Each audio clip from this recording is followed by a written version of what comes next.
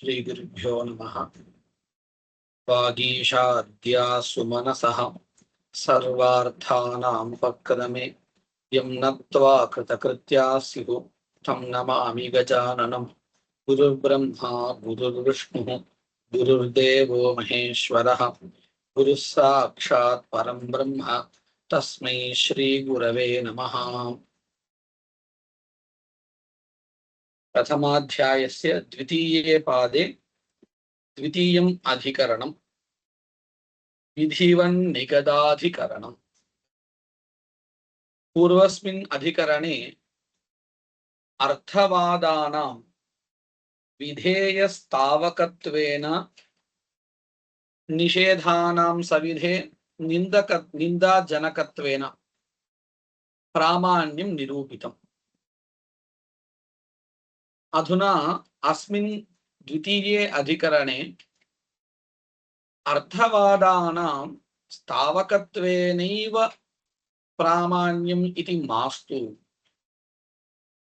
अर्थवादवाक्यानि अपि विधायकानि भवन्ति क्वचित् इति पूर्वपक्षी आशंकते। अर्थात् पूर्वस्मिन् अधिकरणे सिद्धान्तिना यद् व्यवस्थापितमस्ति अर्थवादानां स्थावकत्वेनैव विधेयस्थावकत्वेनैव प्रामाण्यम् इति, तथा मास्तु प्रकारान्तरेणापि तस्य प्रामाण्यं सम्भवति इति आक्षिप्य समाधीयते। अतः पूर्वाधिकरणेन सह अस्य अधिकरणस्य आक्षेपिकी संगतिः वर्तते। अस्मिन् अधिकरणे त्रयः श्लोकाः वर्तन्ते। ऊर्जोऽवरुद्ध्या इत्येष विधिवन्निगदो न किं यूपोदुम्बरतां स्तौति वा तद्विधित्सया चतुर्थ्या फलतालाभात् यूपोदुम्बरता फलम् ऊर्जोऽवरोधं कथयन् कथं स्तुतिपरो भवेत् अस्तुतौदुम्बरत्वस्य अविधानात् कस्य तत्फलम् अर्थद्वैधे वाक्यभेदः तेन स्थावक एव सः इति त्रयः श्लोकाः वर्तन्ते। येषां श्लोकानां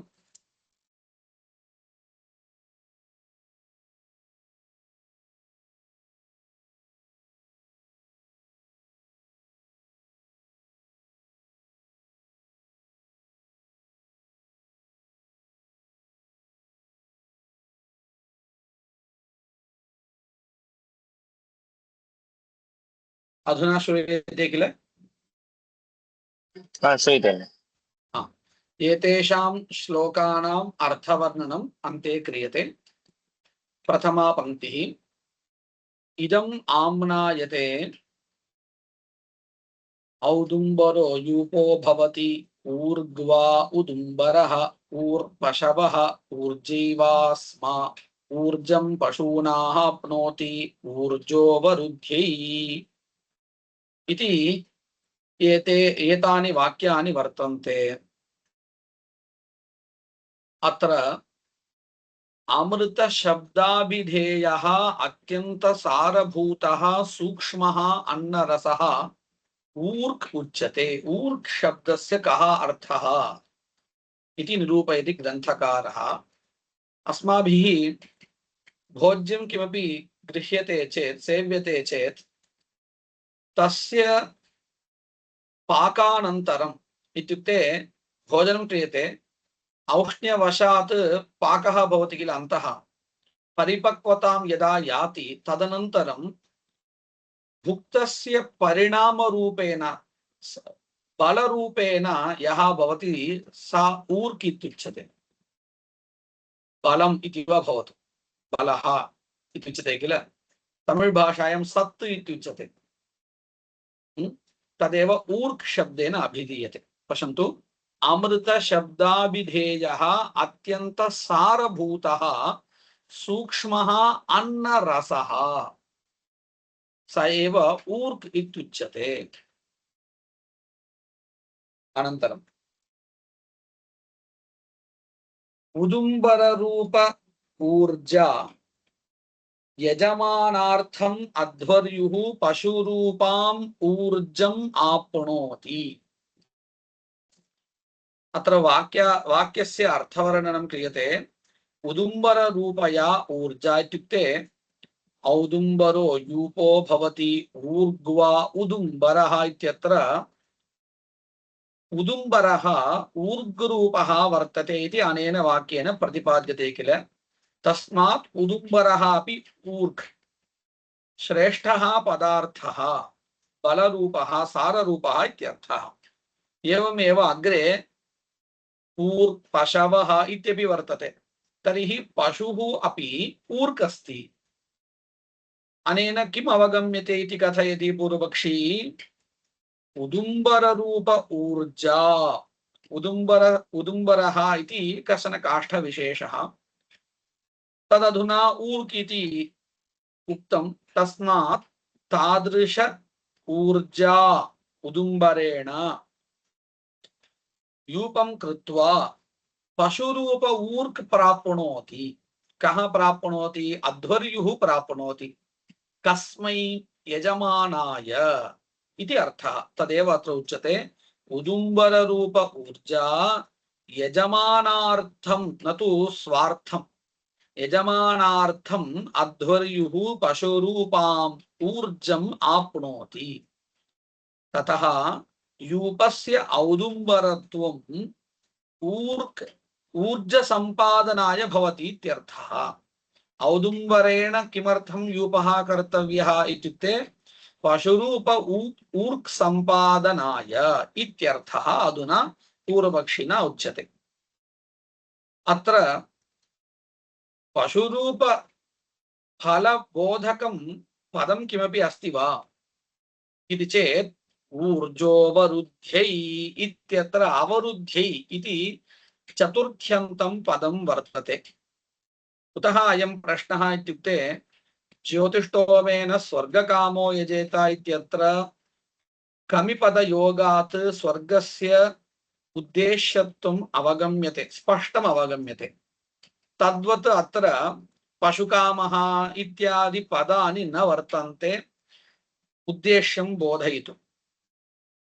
अथापि पशुरूप फलम् अत्र भवति इति कथं ज्ञायते इति चेत् ऊर्पशवः इत्यत्र ऊर्क् स्वरूपा वर्तते पशुः इति यस्मादुक्तम्। अग्रे च ऊर्जोवरुध्यै इत्यत्र अवरुध्यै इति वर्तते किल चतुर्थ्यन्तं पदं। तेन इदम् अवगम्यते अत्र पशुरूप फलोद्देशेनैव उदुम्बरत्वं विधीयते इति पूर्वपक्षी कथयति। तदेव अत्र निरूपयति। पश्यन्तु अत्र अवरुध्यै इति तादर्थ्ये चतुर्थी तदर्थं पशुरूप फल प्राप्त्यर्थम् इत्यर्थः। तया फलत्वं गम्यते। चतुर्थ्या तया फलत्वं गम्यते।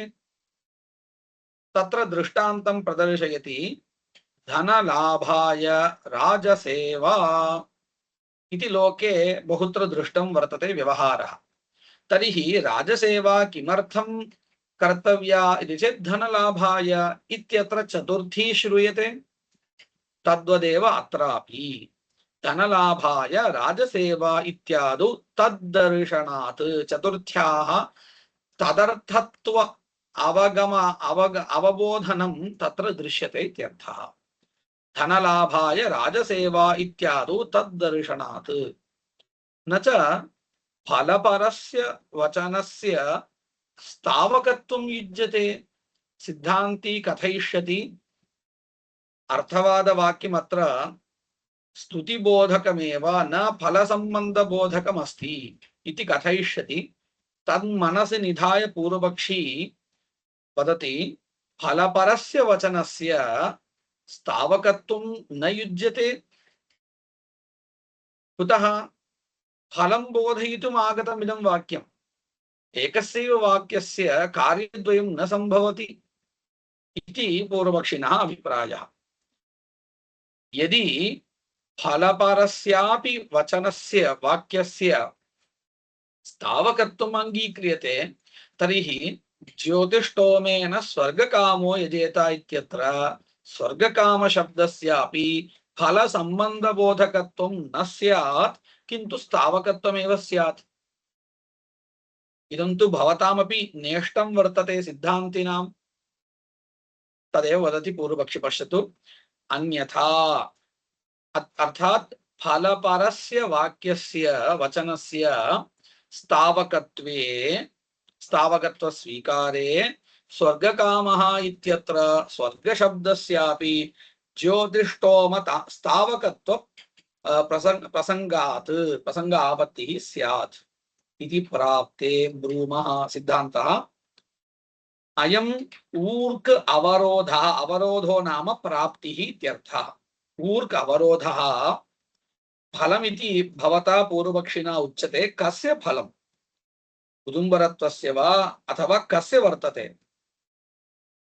इति पृच्छति। कस्य फलं स्यात्? किम् अविहितस्य औदुम्बरत्वस्य उत विहितस्य? उदुम्बरकाष्ठस्यैव एतादृशं फलं स्वर्गरूप फलम् उच्यते चेत् यथा दध्ना जुहुयात् इन्द्रियकामस्य इति वर्तते किल। दध्ना जुहोति अथवा दध्ना इन्द्रियकामस्य जुहुयात् इति उदाहरणं स्वीकुर्मः चेत् सम्यक् भवति। दध्ना इन्द्रियकामस्य जुहुयात् इत्यत्र इन्द्रियरूपफलोद्देशेन दधिरूपद्रव्यं विधीयते इति सिद्धान्तः वर्तते। तद्वत् अत्रापि उदुम्बरत्वं विधीयते पशुरूपफलोद्देशेन इति वा इति पृच्छति। तथा च सिद्धान्तिनः प्रश्नः कः? विहितस्य उदुम्बरत्वस्य एतादृशं फलं भवति वा अविहितस्य वा इति प्रश्नः। पश्यन्तु, किम् अविहितस्य औदुम्बरत्वस्य उत विहितस्य? न आद्यः इत्युक्ते अविहितस्य उदुम्बरत्वस्य फलसाधनत्वम् अस्तु इति भवता वक्तुं न शक्यते। तथा नैव सम्भवति। यदि अविहितस्यापि उदुम्बरत्वस्य फलसाधनत्वं स्यात् तर्हि वने स्थितस्य उदुम्बरत्वस्यापि फलसाधनत्वं सिद्ध्येत। तथा न अङ्गीक्रियते। पश्यन्तु, दध्ना इन्द्रियकामस्य जुहुयात् इत्यत्र दधि इन्द्रियरूपफलसाधनम् इति अवगम्यते। किं दधि गृहस्थं दधि वा अथवा कर्मणि सम्बद्धं यद् द्रव्यं तद्द्रव्यं वा? किं द्रव्यं तत्र फलसाधनं भवति? कर्मणि यत् कर्मसम्बद्धद्रव्यस्यैव किल, न तु गृहे स्थितस्य। तद्वत् अत्रापि उदुम्बरत्वस्य विहितस्यैव फलसाधनत्वं भवति, न तु अविहितस्य। तदेव अत्र उच्यते न आद्यः इत्युक्ते अविहितस्य फलसाधनत्वं न भवति इत्यर्थः। कुतः? अनुष्ठानमन्तरेण द्रव्यमात्रात् फल अनुत्पत्तेः फलं न जायते। तर्हि विहितस्यैव इति निर्णयः कृतः इति चिन्तयन्तु। द्वितीये विहितस्यैव उदुम्बरत्वस्य फलसाधनत्वं चेत् द्वितीये किमत्र विधिः प्रत्यक्षः? एतेषु वाक्येषु कुत्रापि विधिः श्रूयते वा? न श्रूयते। कदाचित् अस्माकं संशयः स्यात्, औदुम्बरो यूपो भवति इत्यत्र भवति इति शब्देन विधिः उच्यते इत्यस्तु इति अस्माकं संशयः स्यात्। तथा नास्ति इति सिद्धान्तेन उच्यते। पश्यन्तु, न आद्यः द्वितीये किमत्र विधिः प्रत्यक्षः नास्ति। कुतः? भवति इति लट् निर्देशः वर्तते इति कृत्वा। तर्हि एतादृश स्तुतिं दृष्ट्वा अस्माभिः विधिः उन्नेयः भवति। अर्थवादवशात् विधिः अस्माभिः कल्पनीयः। औदुम्बरेण यूपं कुर्यात् इत्येतादृशं किञ्चित् वाक्यं कल्पनीयं, विधिवाक्यं कल्पनीयम्। एतत् सर्वं कल्पनीयम् इत्युक्ते अनुमातव्यम् इत्यर्थः। भवतु, तदर्थं किम् अपेक्षितं? एतेषु वाक्येषु औदुम्बरो युपो भवति इत्यारभ्य ऊर्जोवरुद्ध्यै पर्यन्तं विद्यमान वाक्य समूहस्य स्तुतौ तात्पर्यम् अस्माभिः वक्तव्यम्। यदि स्तुतिपरत्वम् अङ्गीक्रियते तर्हि एव एतादृश अर्थवादवशात् अस्माभिः विधिः कल्पयितुं शक्यते। अहं लौकिकम् एकं दृष्टान्तं वदामि। अधुना कश्चन उत्सवः अत्र प्रचलति। अहं ध्वनियन्त्रणं किञ्चित् मैक् स्वीकृत्य भाषणं करोमि, सर्वेषां पुरतः भाषणं करोमि। अस्माकं प्रधानमन्त्रिणः स्तुतिं करोमि किमपि। तेन किम् अवगम्यते सर्वेषां? पश्यन्तु, किमर्थं सः प्रधानमन्त्रिणः विषये किमपि वदति? अत्र तु उत्सवः प्रचलति, कः अतिथिः इति न ज्ञायते। अनेन तु प्रधानमन्त्रिणः स्तुतिः क्रियते। तेन किम् अवगम्यते? कदाचित् प्रधानमन्त्री अत्र मुख्यातिथिर्वा इति भवति किल अस्माकं प्रत्ययः। अधुना भवद्भिः अनुमीयते किल तत्र किं कारणं? प्रधानमन्त्री अत्र अतिथिः भविष्यति इत्यत्र किं कारणं? तस्य स्तुतेः श्रवणात् इति अस्माभिः किञ्चित् ऊह्यते। तद्वदेव अत्रापि यदि औदुम्बरो यूपो भवति इत्यादिषु वाक्येषु उदुम्बरत्वस्य स्तुतिः क्रियेत तर्हि तस्य विधानम् आवश्यकम् इति अस्माभिः चिन्त्यते। परन्तु विधिवाक्यं किमपि नास्ति चेत् अस्माभिः कल्प्येत, एवमेव कल्प्येत। किमिति? औदुम्बर काष्ठेन यूपं भावयेत् इत्यादिकं किमपि। तर्हि अत्र विधिः प्रत्यक्षः नास्ति, उन्नेयः। तदपि कथम् इत्युक्ते स्तुतिं दृष्ट्वा। पूर्वपक्षिणा तु अत्र स्तुतिः नैव अङ्गीक्रियते, तर्हि कथं विधिर्भवति? प्रश्नः अवगतः वा अधुना? कल्पनीयः एव। कल्पनीयः एव, तत्र संशयो नास्ति। कल्पनीयः चेत् किम् अपेक्षितम्? एतेषु वाक्येषु स्तुतिः उच्यते इति अङ्गीकर्तव्यम्। पूर्वपक्षिणा तु तद् न अङ्गीक्रियते।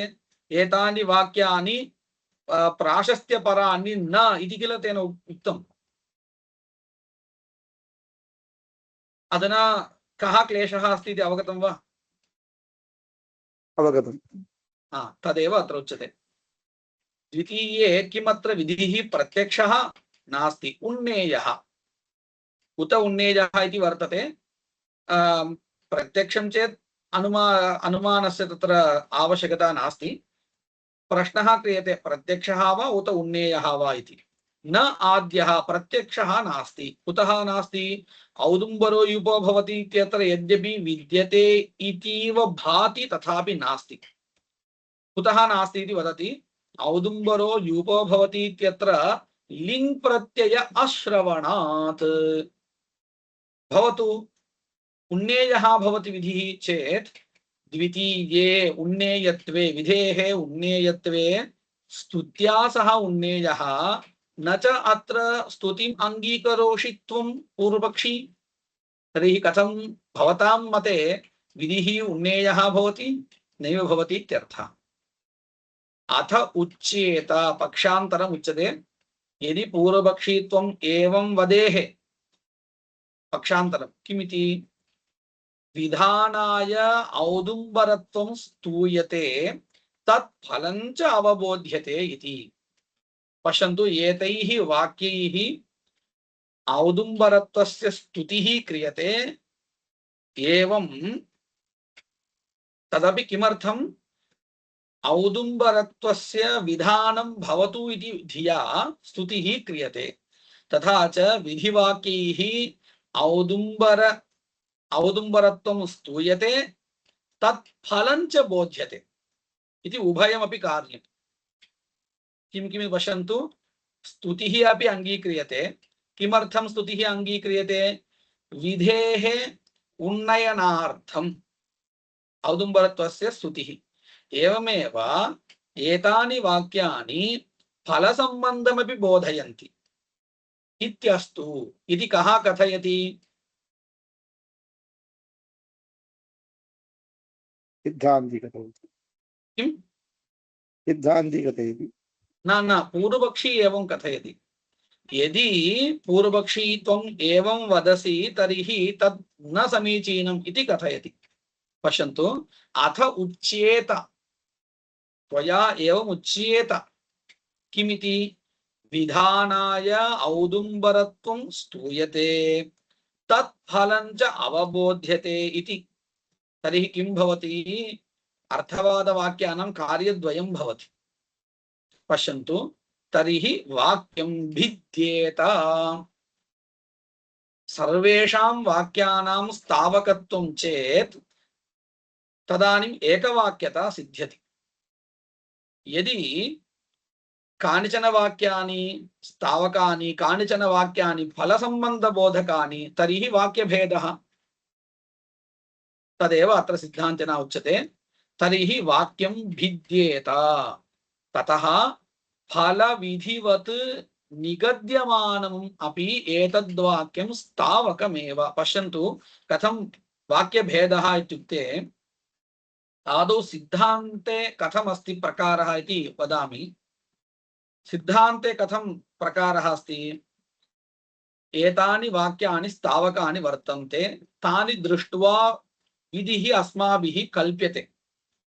औदुम्बरो यूपो भवेत् इति वा, औदुम्बरेण यूपं कुर्यात् इति वा, किमपि अस्माभिः विधिवाक्यं किञ्चित् कल्प्यते। तेन किं विधीयेत? कल्पितवाक्येन, कल्पितविधौ कस्य विधानं क्रियते इति मम प्रश्नस्य अभिप्रायः। औदुम्बरयूपत्वं औदुम्बरत्वं विधीयते इति। यूपत्वं विधीयते इति न, तत् उद्देश्यं वर्तते, तत् प्राप्नोति एव अधिदेशादेव। केवलम् उदुम्बरत्वं विधीयते।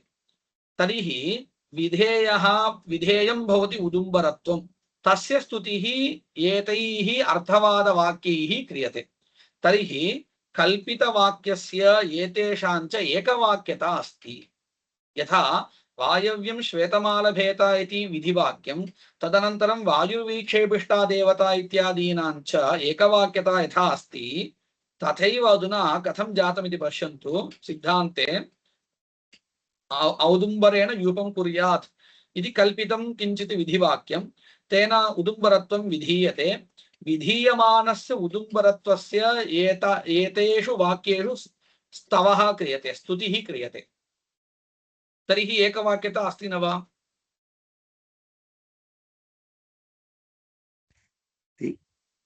अस्ति अस्ति। पूर्वपक्षे चिन्तयन्तु।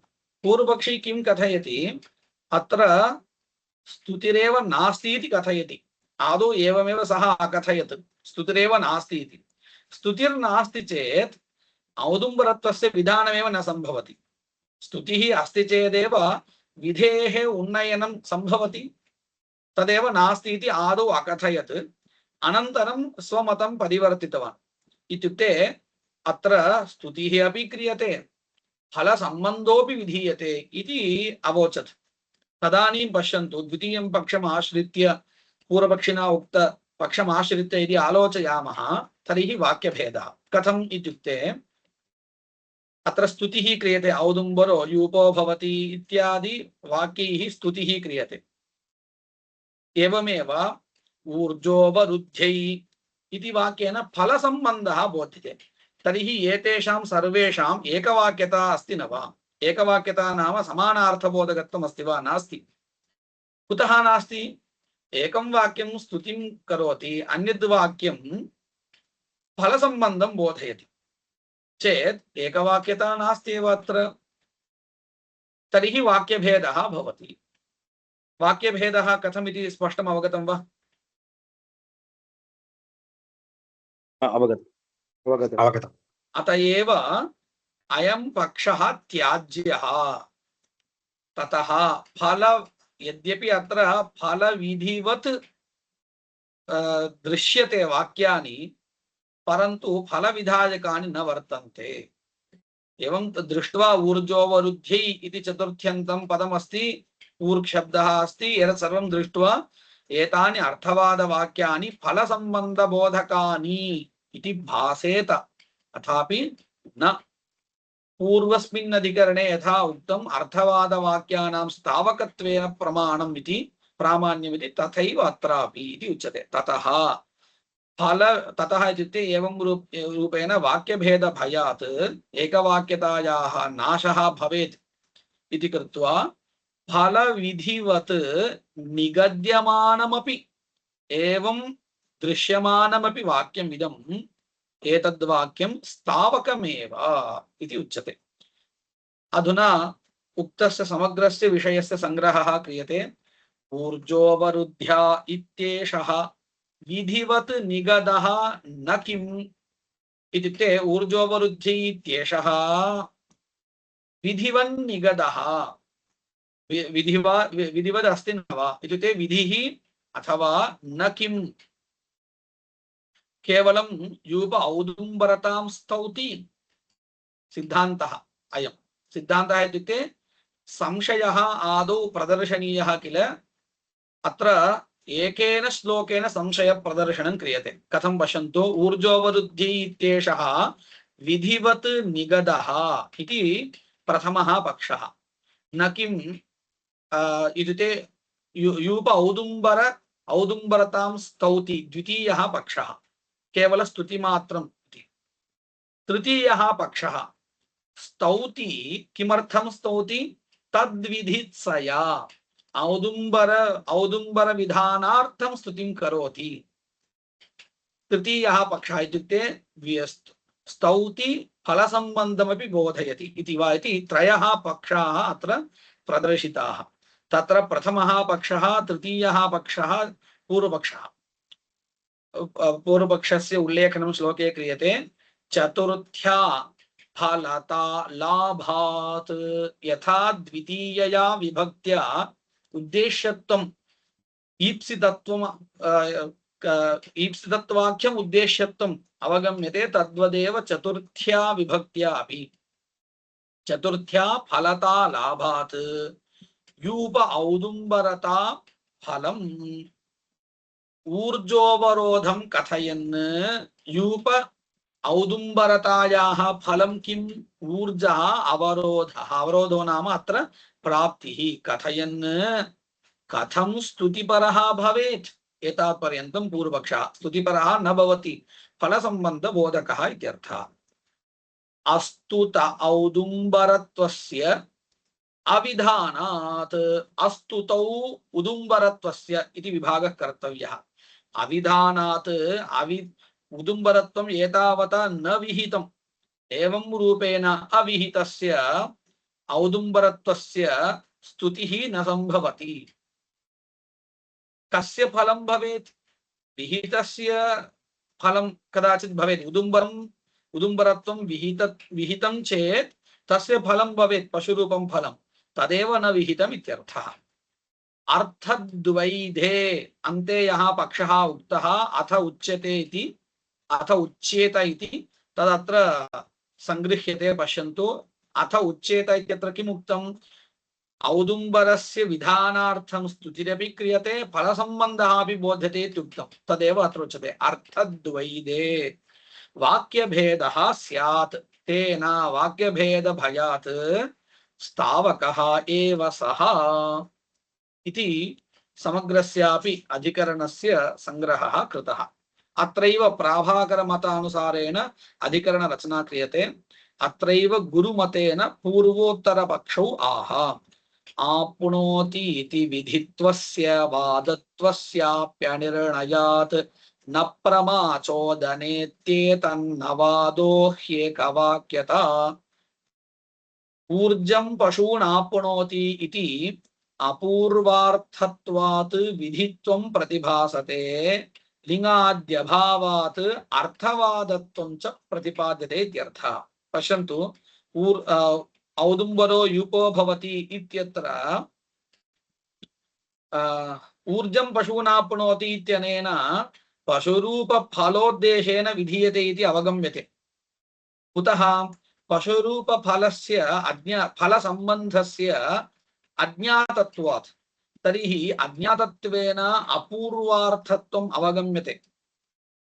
अतः विधित्वं भवतु इति एकया दृष्ट्या ज्ञायते।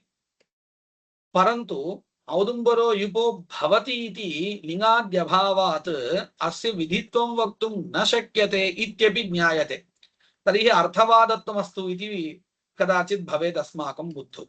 तर्हि एवं रूपेण प्रकारद्वयेन वर्तमानत्वात् अस्य वाक्यस्य अप्रामाण्यमेव इति कथयति सः। पश्यन्तु, ऊर्जं पशूनाप्नोति इति अपूर्वार्थत्वात् विधित्वं प्रतिभासते, लिङ्गाद्यभावात् अर्थवादत्वं प्रतिपाद्यते, अतः संदिग्धत्वात् न प्रामाण्यं चोदनायाः, न केवलम् अस्य वाक्यस्य समग्र चोदनायाः अप्रामाण्यमस्तु इति प्राभाकरमतानुसारेण पूर्वपक्षः। पङ्क्त्यर्थः सम्यक् अवगतः वा? अवगतम्। सिद्धान्तः उच्यते एकवाक्यत्वलाभेन अर्थवादत्वं निर्णीयते। यथा भाट्टमते एकवाक्यता अंगीकृता तद्वदेव अत्रापि एकवाक्यत्वलाभेन अर्थवादत्वं निर्णीयते, अतः प्रमाणं चोदना इति राद्धान्तः सिद्धान्तः इत्यर्थः। अग्रिमं तृतीयम् अधिकरणं हेतुवन्निगदाधिकरणम्। पूर्वं तु फलसम्बन्धबोधकत्वेन अर्थवादवाक्यानां प्रामाण्यम् अस्तु इति पूर्वपक्षिणा पृष्टम्। पश्यन्तु, क्रमेण एवमस्ति। प्रथमाधिकरणे सिद्धान्तिना किं निरूपितम्? अर्थवादवाक्यानां विधेयस्तावकत्वेन प्रामाण्यमस्ति इति स्थापितम्। द्वितीयाधिकरणे पूर्वपक्षिणा किम् आशङ्कितम्? केवलस्तावकत्वेनैव अर्थवादानां प्रामाण्यं मास्तु, फलसम्बन्धबोधकत्वेनापि अस्तु इति आशङ्कितम्। अधुना स एव पूर्वपक्षी किं पृच्छति? यद्यपि फलसम्बन्धबोधकत्वेन प्रामाण्यं न संभवति, अन्यस्मिन् उदाहरणे हेतुसमर्पकत्वेन अर्थवादवाक्यानां प्रामाण्यमस्तु। तर्हि त्रिषु अपि अधिकरणेषु प्रामाण्यमस्ति इति संशयो नास्ति। केन रूपेण इत्यत्र संशयः। प्रथमाधिकरणे सिद्धान्तिना व्यवस्था कृता प्रामाण्यं वर्तते इति, तद् अंगीकृतं पूर्वपक्षिणापि। द्वितीयाधिकरणे भवता येन प्रकारेण प्रामाण्यं सम्पादितं तथा मास्तु इत्येव अभिप्रायः पूर्वपक्षिणः। तृतीयाधिकरणेऽपि प्रामाण्यम् अंगीकृत्यैव प्रकारान्तरेण प्रामाण्यम् अस्तु इति पृच्छति। अतः अत्रापि आक्षेपिकी संगतिः एव वर्तते इति ज्ञातव्यम्। तर्हि पूर्वाधिकरणापेक्षया अत्र किं वैलक्षण्यं वर्तते? उभयोः विषयः समानः। कः भेदः अस्ति? ईषद् भेदः अस्ति। तत्र फलसम्बन्धबोधकत्वेन अर्थवादवाक्यानां प्रामाण्यं कथ्यते पूर्वपक्षिणा, अत्र तु हेतुसमर्पकत्वेन। एतावानेव किल भेदः इति चेत् तथा न। पश्यन्तु, तत्र पूर्वस्मिन् अधिकरणे फलबोधकशब्दः नासीत्, द्वितीयादिकं नासीत्।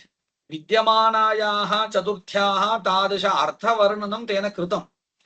साक्षात् स्वर्गकामः इति शब्देन यथा स्वर्गस्य फलता बोध्यते तद्वत्, अथवा द्वितीया वा क्वचित् अस्ति, तद्वत् अत्र नास्ति। पूर्वस्मिन् अधिकरणे औदुम्बरो युपो भवति इत्यादिषु क्वापि उद्देश्यबोधकः शब्दः साक्षात् नासीत्। अधुना अस्मिन् अधिकरणे यत् उदाहरणं प्रदर्श्यते तत्र हि इति कश्चन शब्दः हेतुबोधकः साक्षात् वर्तते इति भेदः, स्थलभेदः वर्तते। स्पष्टम् अवगतं वा इदम्?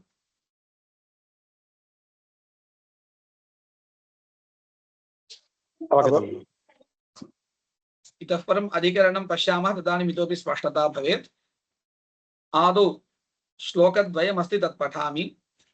तेन ह्यन्नमिति प्रोक्तः वादो हेतुरुतस्तुतिः हिना श्रुता हेतुतातः शूर्पमन्यच्च साधनं शूर्पसाधनता श्रौती नाश्रौतैः सा विकल्प्यते अतो निरर्थको हेतुः स्तुतिस्तस्मात् प्रवर्तिका। शूर्पेण जुहोति तेन ह्यन्नं क्रियते इति चातुर्मास्ये वर्तते। तत्र कस्मिंश्चित् कर्मणि किं क्रियते, शूर्पे पात्राणि, लघु लघु पात्राणि, पिष्टनिर्मितानि पात्राणि संस्थाप्य पत्नी आनयति, अनन्तरं तत् अग्नौ प्रक्षिप्यते इति तत्र प्रक्रिया वर्तते। तत्र शूर्पेणैव तेषाम् आनयनं, शूर्पे संस्थाप्य आनयनं क्रियते। शूर्पेण जुहोति इत्यपि वर्तते, तत् एवं प्रक्षिपन्ति अग्नौ। तर्हि शूर्पे संस्थापितानां द्रव्याणां प्रक्षेपः। अत्र इदं वाक्यं वर्तते शूर्पेण जुहोति इति वाक्यं भवतु। अनेन किम् अवगम्यते, शूर्पस्य होम साधनत्वम् अवगम्यते। शूर्पेण इत्यत्र तृतीया वर्तते इत्यतः साधनत्वं स्पष्टं वर्तते। तदनन्तरम् एकं वाक्यं तेन हि अन्नं क्रियते इति। तेन शूर्पेण हि यस्मात् अन्नं क्रियते। अधुना हि शब्देन हेतुत्वम् उक्तं। किमिति? अन्न हेतुत्वम् उक्तम्। अस्तु, तेन किम् इत्युक्ते, यदि अत्र स्तुतिः इति सिद्धान्तरीत्या अङ्गीक्रियते तर्हि क्लेशो नास्ति। परन्तु पूर्वपक्षिणा किं क्रियते, शूर्पस्य होमसाधनत्वं कुतः इति चेत् अन्नसाधनत्वात्। तद् कथम् अवगम्यते? हि शब्देन अवगम्यते। हि यस्मात् इदं शूर्पम् अन्नसाधनं, तस्मात् तत् होमसाधनं भवति, तेन क्रियते इति तेन पूर्वपक्षिणा उच्यते। पश्यन्तु, तेन ह्यन्नं क्रियते इति। अयम् अर्थवादः विधेये शूर्पे हेतुत्वेन अन्वेति, न तु स्थावकत्वेन। इति कः कथयति? पूर्वपक्षी कथयति। स्थावकत्वेन न अन्वेति, हेतुत्वेन। हेतुसमर्पकः अयम् अर्थवादः वर्तते इति। तत् कथम् अवगतम्? हि शब्दस्य हेतुवाचित्वात्। इदमेव मया पूर्वमुक्तं। पूर्वस्मिन् अधिकरणे उद्देश्यबोधकः शब्दः साक्षात् नासीत्, अस्मिन् अधिकरणे तु तथा नास्ति। तादृशम् उदाहरणं गृहीतं यत्र साक्षात् शब्दः एव वर्तते। इत्युक्ते अर्थवादानां स्थावकत्व अतिरिक्तरीत्यापि प्रामाण्यं बोधयितुं प्रकारान्तरं वक्तुं कश्चन शब्दः वर्तते इति अभिप्रायः। हि शब्दस्य हेतुवाचित्वात् यस्मात् अन्नसाधनं तस्मात् शूर्पेण होतव्यम् भवतु। अयमेव अर्थः भवतु। तेन कः क्लेशः इति प्रश्नः भवति किल? अस्ति। यदि एवं हेतुत्वम् अङ्गीक्रियते तर्हि किं भवति? यद्यद् अन्नसाधनं भवति तत्सर्वं होतव्यं भवेत्, होमसाधनं भवेत्। कुतः? अत्र शूर्पस्य होमसाधनत्वं केन हेतुना व्यवस्थापितं पूर्वपक्षिणा इत्युक्ते अन्नसाधनत्वेन हेतुना। तर्हि व्याप्तिः गृह्येत। किमिति? यद्यत् अन्नसाधनं तत्सर्वं होमसाधनं होतव्यम् इति वा? तर्हि दर्वीपिठरादीनां पात्राणामपि होमसाधनत्वम् अस्ति इति कृत्वा अत्र अग्नौ प्रक्षेपः तस्य आवश्यकः भवेत्। होमसाधनत्वं तस्य सिद्ध्येत्, अन्नसाधनत्वम् अस्ति इति कृत्वा। अयमेव क्लेशः। पश्यन्तु, तस्मात् शूर्पेण होतव्यम् इत्युक्ते यद्यद् अन्नसाधनं दर्वीपिठरादिकं तेन सर्वेण होतव्यम् इति लभ्यते। ततः पिठरादयः तावन्मात्रं क्लेशः इति न। अन्नसाधनत्वं हेतुः इत्युक्तः किल? तेन किं भवति? दर्वीपिठरादीनामपि हेतु होमसाधनत्वम् अस्ति। कुतः? अन्नसाधनत्वात्। तेन किं भवति? शूर्पेण सह विकल्पः। यथा दध्ना जुहोति पयसा जुहोति इत्यत्र समान बलवत्वात् तेषां द्रव्याणां परस्परं विकल्पः इत्युक्तं तद्वत् स्यात् इति पूर्वपक्षिणः अभिप्रायः। ततः पिठरादयः शूर्पेण सह विकल्प्यन्ते इति प्राप्ते सिद्धान्तः उच्यते शूर्पस्य होमसाधनत्वं श्रौतं, श्रुत्या उक्तं। शूर्पेण जुहोति इत्यत्र तृतीया श्रुतिः वर्तते। तेन शूर्पस्य होमसाधनत्वं कथम् अवगतम् इत्युक्ते श्रुत्या अवगतं वर्तते। भवतां मते दर्वीपिठरादीनां होमसाधनत्वं केन प्रमाणेन अवगतं? न श्रुत्या किन्तु अनुमानेन। होमसाधन अन्नसाधनत्वरूप हेतुना तत् साधितं भवता। तथा च प्रमाणानाम् इत्युक्ते श्रुतिरूप प्रमाणस्य अनुमानस्य च समबलत्वं नास्ति। अयं विषयः सम्यक् अवगतः वा? अवगतः। तदेव अत्र उच्यते शूर्पस्य होमसाधन। प्रश्नः कः?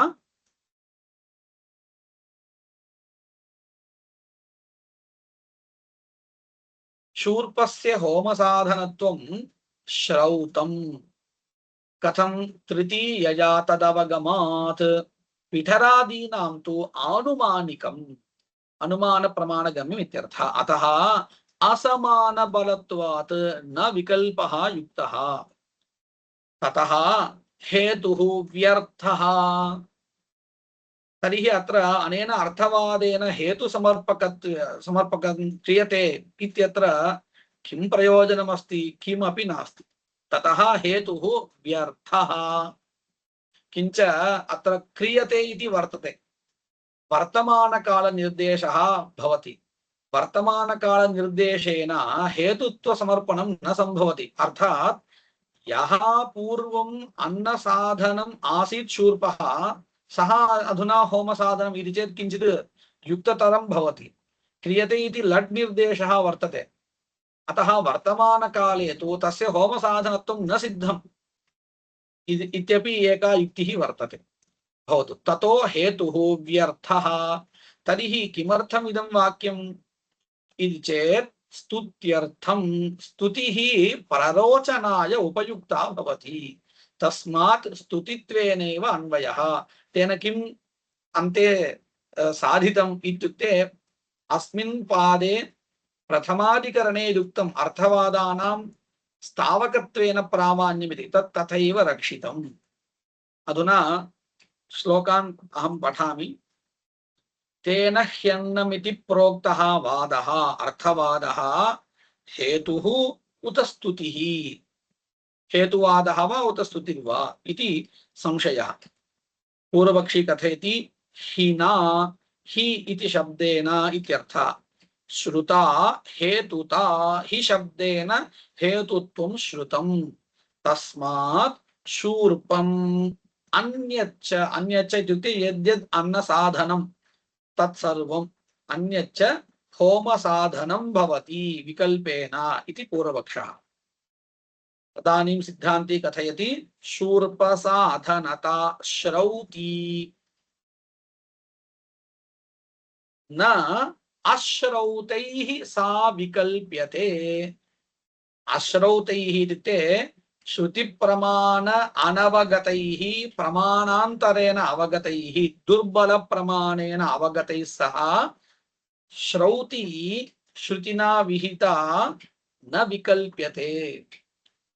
शूर्पसाधनता श्रौती सा श्रौती साधनता न अश्रौतैः विकल्प्यते।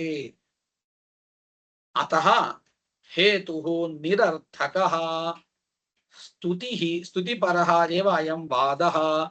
तस्मात् प्रवर्तिका प्ररोचिका इत्युक्ते कर्मणि प्रवर्तयति इत्यर्थः। अस्मिन् पादे अन्तिमम् अधिकरणं चतुर्थम् अधिकरणं मन्त्राधिकरणम् इति। अस्मिन्नपि अधिकरणे श्लोकद्वयम् अस्ति।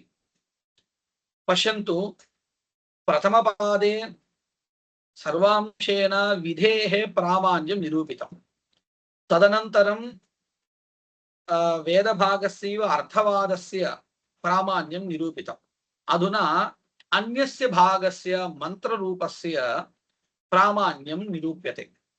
तर्हि अत्र अवसरसङ्गतिः वर्तते। निरूपणीयं यद्यत् तत् निरूपितम्। अधुना अदु मंत्रस्य प्रामाण्य निरूपणार्थम् अवकाशः प्राप्तः, अवसरः प्राप्तः। अतः अवसर संगत्या मंत्रस्य प्रामाण्यम् अस्मिन् अधिकरणे निरूप्यते। मंत्रा उरुप्रथस्वेति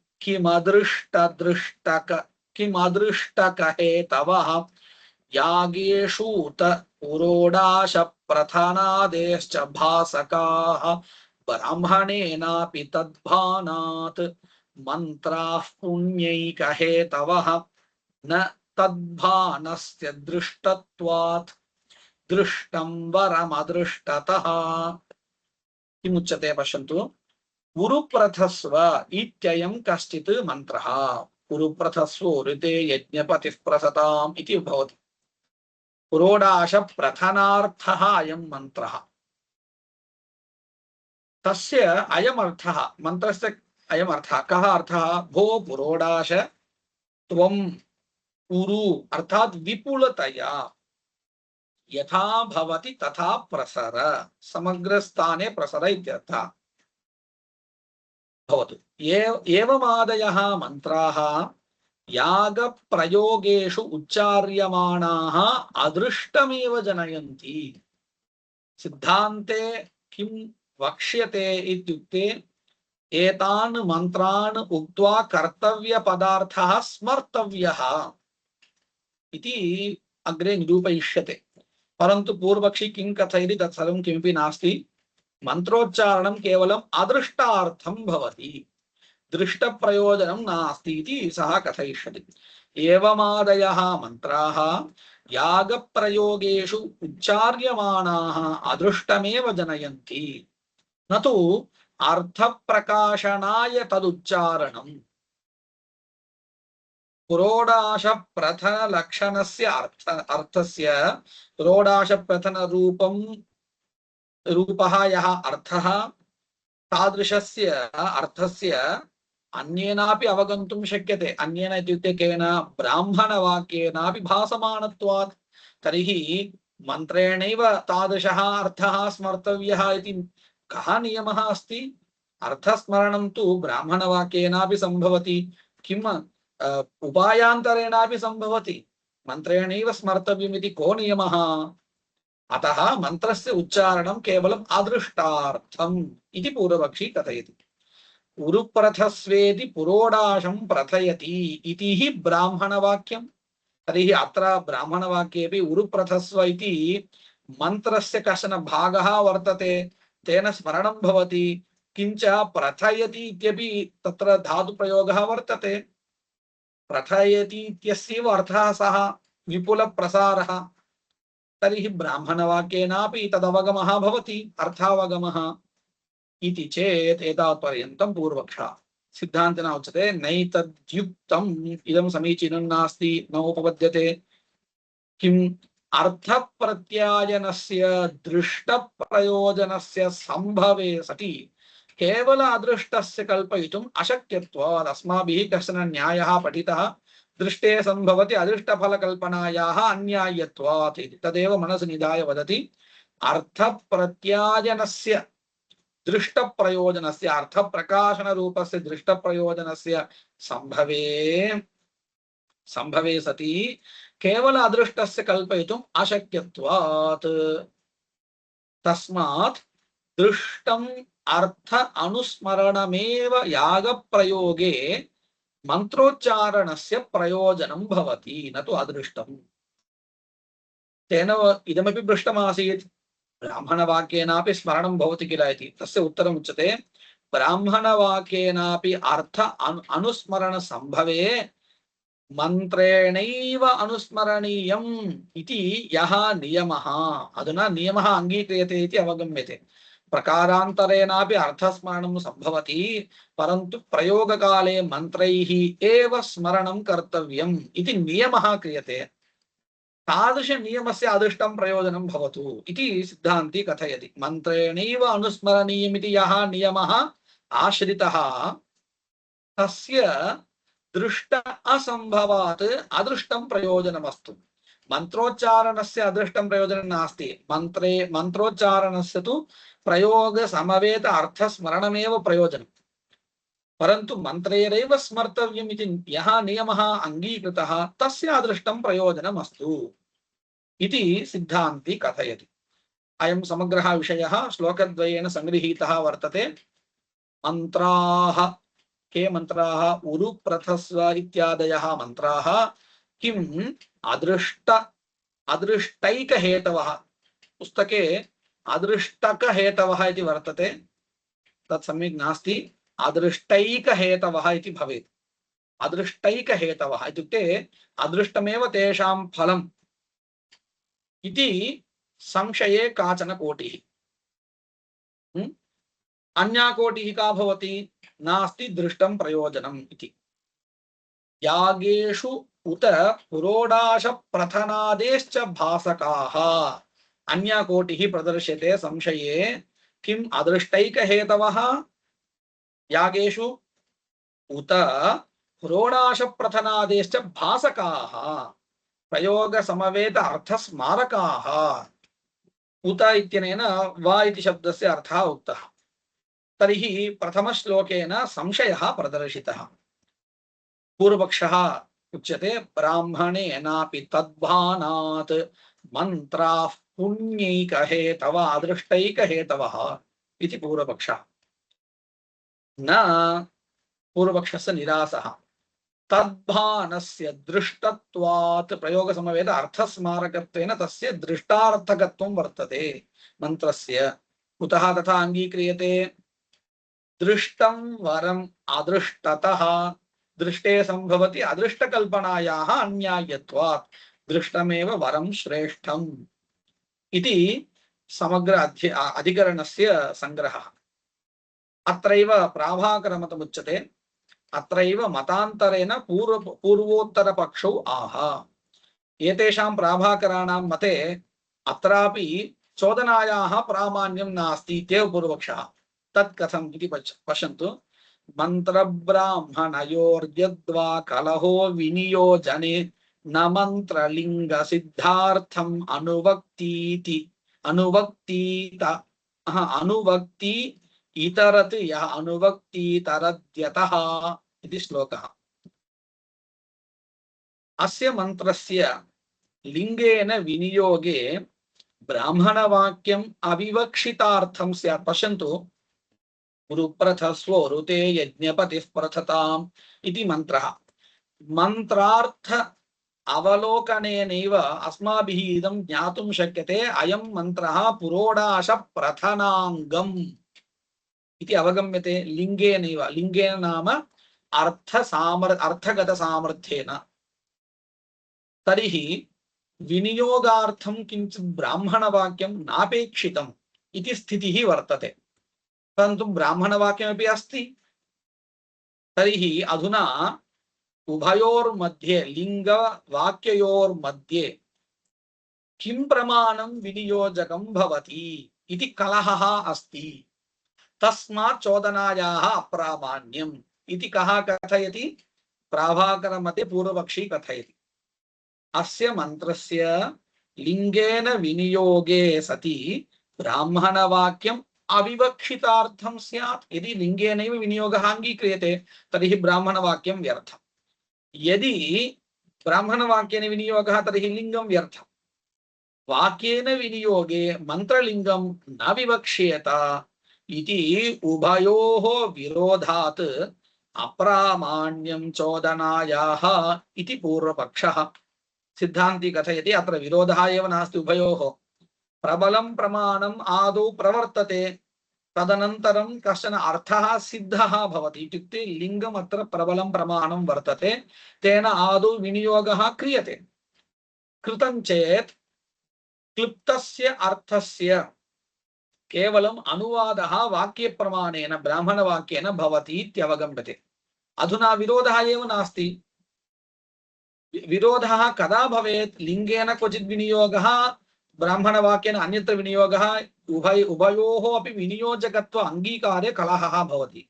अत्र तु तथा नास्ति। लिङ्गम् एकमेव प्रमाणं विनियोजकं। विनियोजनानन्तरं क्लुप्तः यः अर्थः तम् अनुवदति वाक्यप्रमाणम्। अधुना विरोधः एव नास्ति इति सिद्धान्ती कथयति। नायं विरोधः प्रबलेन हि लिंगेन विनियोग सिद्धौ वाक्यस्य अनुवादकत्वात् इति सिद्धान्तः। अयं समग्रः विषयः श्लोकेन उच्यते। मंत्रब्राह्मणयोर्यद्वा कलहो विनियोजने, विनियोजने कलहः इत्युक्ते विरोधः वर्तते। कयोः? मंत्रब्राह्मणयोः। अतः अप्रामाण्यमिति अस्माभिः अध्याहार्यम्। सिद्धान्तः उच्यते न कलहो नास्ति। मंत्रलिंग सिद्धार्थं मंत्रलिंगेन यः सिद्धः अर्थः तम् अनुवक्ति। कः? इतरत् प्रमाणम्। किं प्रमाणं? ब्राह्मणवाक्यम् इतरत् प्रमाणम् मंत्रलिंग सिद्धम् अर्थमेव अनुवदति, न किंचित् विनियुज्यते अनेन। यस्मात् एवं विनियोगो नास्ति, अनुवादः एव अस्ति इत्युक्ते उच्यते, तस्मात् कलहो नास्ति इति अधिकरणविषयः संगृहीतः वर्तते। अधुना अत्र द्वितीयः पादः समाप्तिं येति अत्र समापयामः। वागीशाद्याः सुमनसः सर्वार्थानामुपक्रमे यं नत्वा कृतकृत्याः स्युः तं नमामि गजाननं। गुरुर्ब्रह्मा गुरुर्विष्णुः गुरुर्देवो महेश्वरः गुरुः साक्षात् परं ब्रह्म तस्मै श्री गुरवे नमः।